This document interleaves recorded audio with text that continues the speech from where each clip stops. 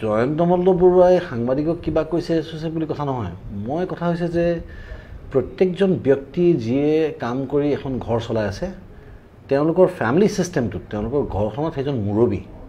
এজন মুৰব্বীয়ে উপাৰ্জনৰ খাতিৰতহে আহি আমাৰ কথা শুনিবলগীয়া হয় কিন্তু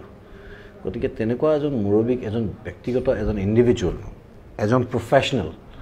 প্ৰত্যেকটা প্ৰফেশনৰ মানুহ সন্মান দিবই লাগিব ব্যক্তিগতভাৱে আঘাত কৰাৰ অধিকাৰ পৃথিৱীত কাৰো নাই যিয়েই কৰিছে তেওঁ তাৰ ফল ভুগিছে আৰু সাংবাদিক বিলাকৰ ক্ষেত্ৰত মই ক'ব বিচাৰিছো তেওঁলোকে আজি যেতিয়া তেওঁলোক চতুৰ্থ স্তম্ভ তেওঁলোকক আমি ইনফৰমেশন দিয়াটো আমাৰ মানে তেওঁলোকৰ অধিকাৰ তেওঁলোকে সুধাৰ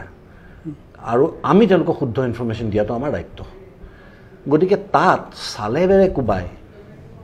যিহেকে পায় তিহেকে কৈ এই ডাইভাৰ্ট কৰা পদ্ধতিটো আচলতে মই কোৱাৰ প্ৰয়োজনেই নাই ৰাইজে বুজি পাইছেই অটোমেটিক্যালি গতিকে মই ভাবো যে এইবিলাক নকৰিলে নিজৰ কামটো কৰক আৰু সন্মানটো প্ৰত্যেকজন ব্যক্তি প্ৰত্যেকটা পেশাৰ প্ৰতি থাকক প্লিজ এইটো কথা মই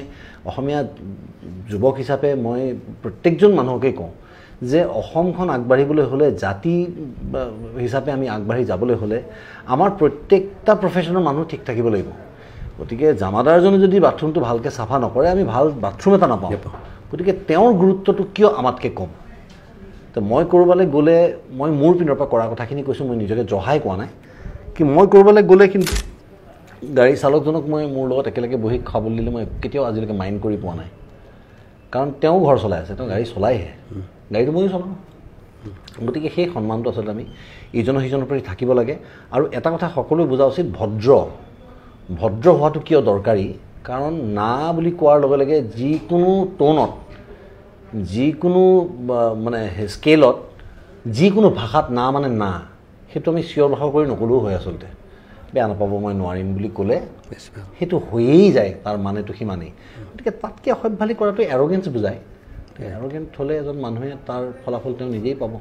অহংকাৰে পতনৰ মূল কাৰণ বুলি কয় গতিকে ৰাৱণৰ নিচিনা পৰাক্ৰমী ৰজা যেতিয়া অহংকাৰে শেষ কৰি পেলালে গতিকে বাকীবিলাকৰ আৰু কি